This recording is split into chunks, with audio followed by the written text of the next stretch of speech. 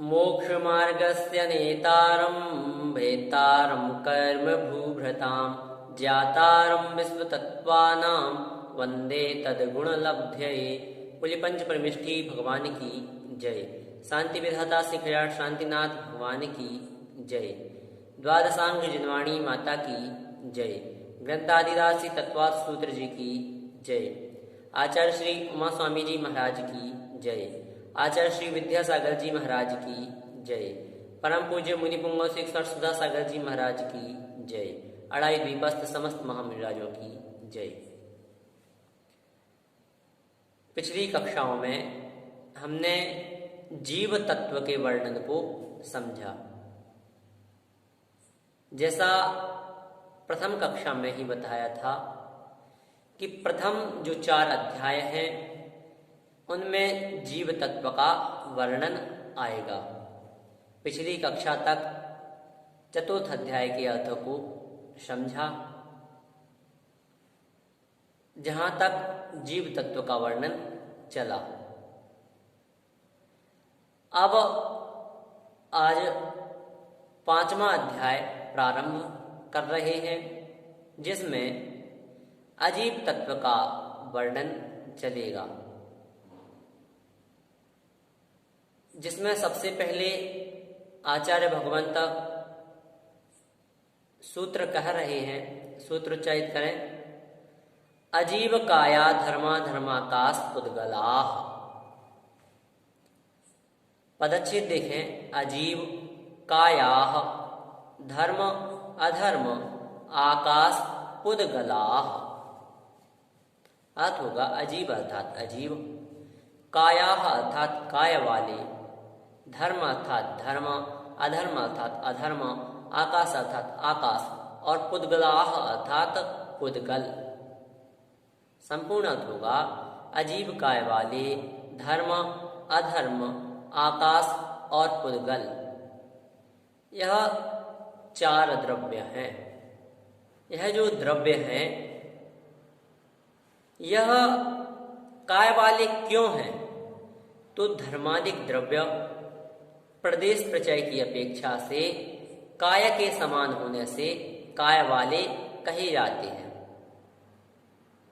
यह जो प्रदेश हैं यह अजीब भी हैं और काय वाले भी हैं। इस प्रकार से इस सूत्र को समझा। इसके पश्चात अब आचार्य भगवंत यह जो 4 हैं यह क्या है उसका समुच्चय रूप में पद बता रहे हैं। सूत्र उच्चारित करें। द्रव्याणि। पदच्छेद होगा द्रव्याणि, एक ही पद है।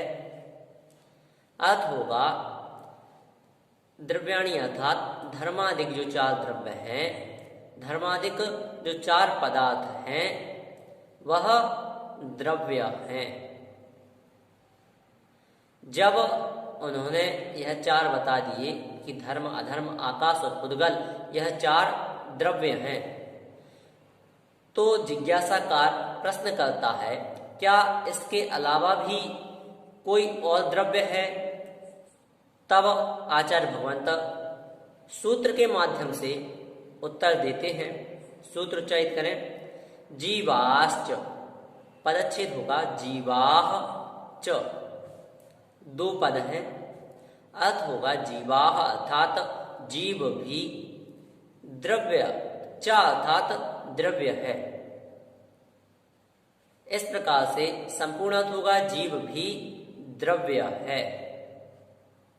यहाँ जो जीवाह यह पद है यह बहुवचन का पद है। इस कारण से इसमें जो 39वें सूत्र में काल का वर्णन आएगा अर्थात काल द्रव्य का वर्णन आएगा वह भी यहाँ ग्रहण हो जाता है।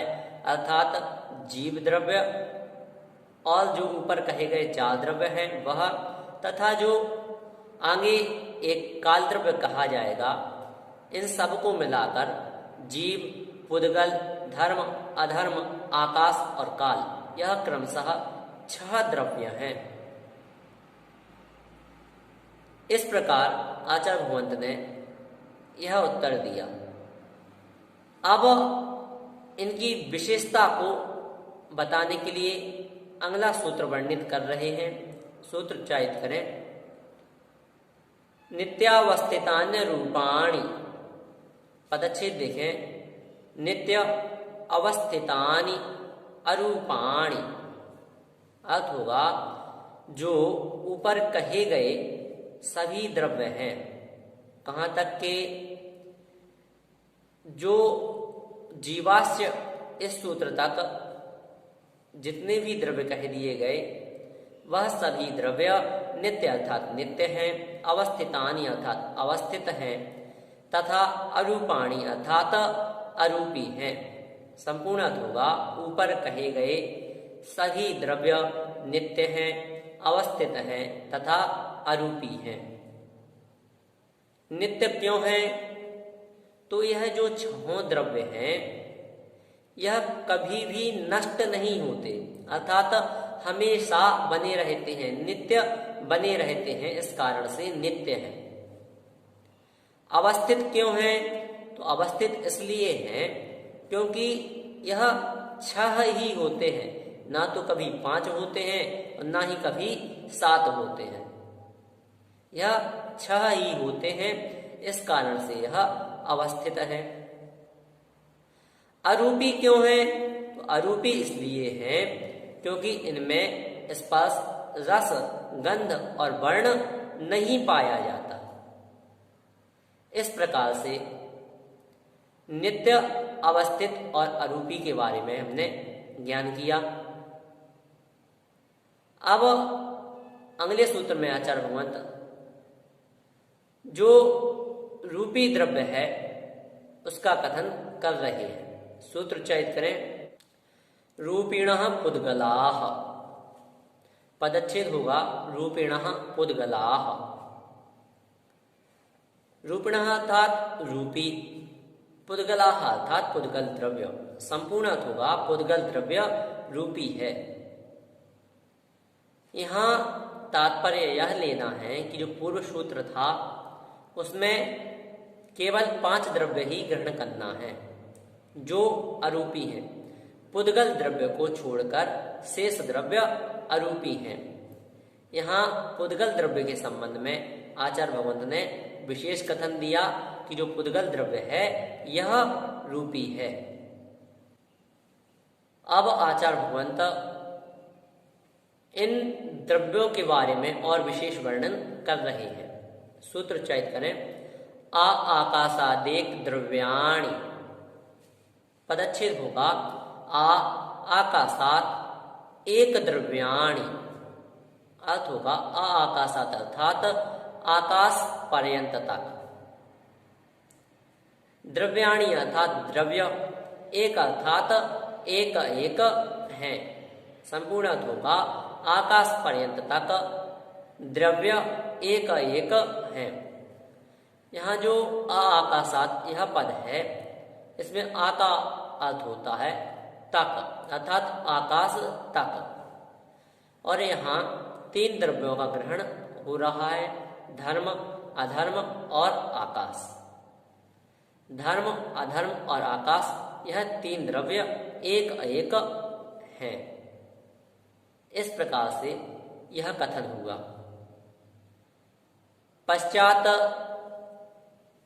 जो निष्क्रिय द्रव्य हैं उनके बारे में आचार्य भगवंत वर्णन कर रहे हैं। सूत्र उच्चारित करें। निष्क्रियाणि च, पदच्छेद होगा निष्क्रियाणि च। अर्थ देखें, च अर्थात और, निष्क्रियाणि अर्थात निष्क्रिय हैं। संपूर्ण होगा और वह जो द्रव्य है अर्थात धर्म, अधर्म व आकाश यह निष्क्रिय भी होते हैं। यहाँ पूर्व सूत्र के साथ इसका अर्थ लगाना है, अर्थात आकाश पर्यंत तक जो द्रव्य है वह एक एक हैं तथा निष्क्रिय भी होते हैं। इस प्रकार से यह अर्थ बनेगा। आज हमने 7 सूत्रों को समझा। अजीब काया धर्माधर्माकाशपुद्गलाः द्रव्याणि जीवाश्च नित्यावस्थितान्यरूपाणि रूपिणः पुद्गलाः आकाशादेक द्रव्याणि निष्क्रियाणि च। इस प्रकार इन 7 सूत्रों के माध्यम से आज अजीब तत्व के वर्णन को प्रारंभ किया, पंचम अध्याय को प्रारंभ किया तथा जो यह सूत्र हैं इनके माध्यम से द्रव्यों के बारे में ज्ञान किया। 5वें अध्याय में बहुत ही छोटे छोटे सूत्र हैं तथा तत्वार्थ सूत्र जी का सबसे छोटा सूत्र नाड़ोह भी इसी अध्याय का सूत्र है। यदि आपकी आज की कक्षा के संबंध में कोई जिज्ञासा है तो आप हमें अवश्य बताएं। आप हमें YouTube चैनल पर भी कमेंट के माध्यम से अपनी जिज्ञासा बता सकते हैं अथवा हमारे WhatsApp नंबर पर भी आप हमें अपनी जिज्ञासाएं भेज सकते हैं। जय जिनेंद्र।